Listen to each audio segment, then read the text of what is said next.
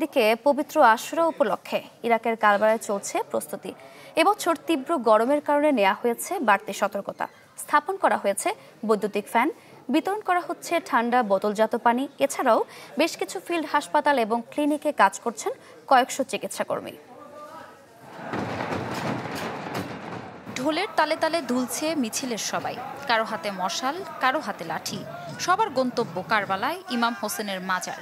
প্রতি বছর আশুরার দিনে ইরাকের চিত্র এটি। দেশটির শিয়া অধ্যুষিত শহর নাজাফের বাসিন্দাদের জন্য সবচেয়ে পবিত্র উৎসব আশুরা। প্রতি বছরই এ দিনটি ঘিরে বের করা হয় মিছিল। বলা হয় ৬৮০ খ্রিস্টাব্দে আশুরার দিনে কারবালার যুদ্ধে শহীদ হন মহানবী মুহাম্মদ সাল্লাল্লাহু আলাইহি ওয়াসাল্লামের নাতি ইমাম হোসেন রাদিয়াল্লাহু তাআলা আনহু। সেই থেকেই এ দিনটিতে শোক পালন করে শিয়া মুসলিমরা।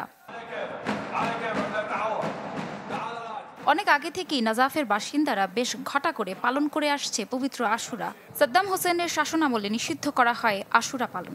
তবে সরকার পতনের পর আবার শুরু হয় এই পুরনো প্রথা।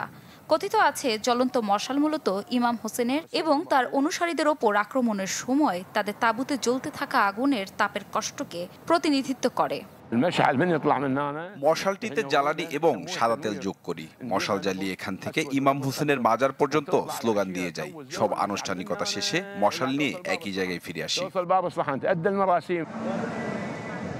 এবছর ইরাকে আশুরা পালনে ভোগান্তির কারণ হতে পারে তীব্র গরম।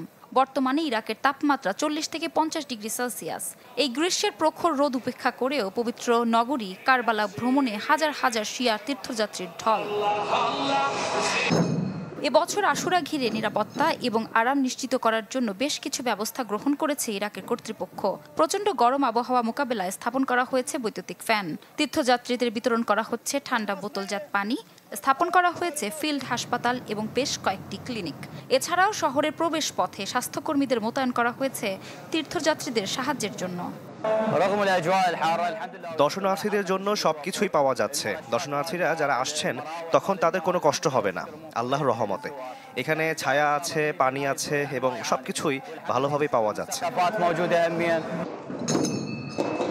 শুধু হোসেন রাদিয়াল্লাহু তাআলা আনহু-এর শাহাদাতই নয়, আশুরার দিনটির রয়েছে বড় মাহাত্ম্য। সৃষ্টির শুরু থেকে মুহররমের ১০ তারিখে তথা আশুরার দিনে অনেক গুরুত্বপূর্ণ ঘটনা সংঘটিত হয়েছে বলে মনে করেন একদল ইসলামী গবেষক।